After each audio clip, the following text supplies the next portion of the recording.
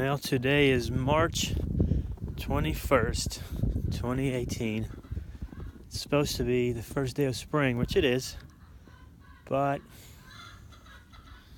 from the looks of it, it looks like it's middle of freaking winter.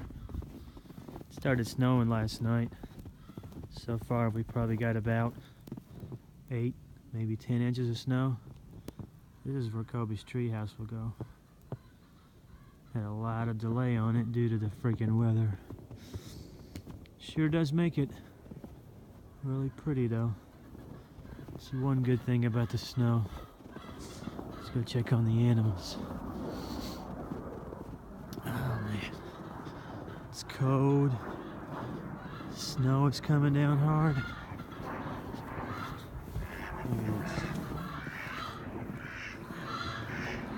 I don't think the animals are too happy about it. Hey ducks. What up, Jamie Joe? Yep. So there it is. Kentucky weather. So unpredictable.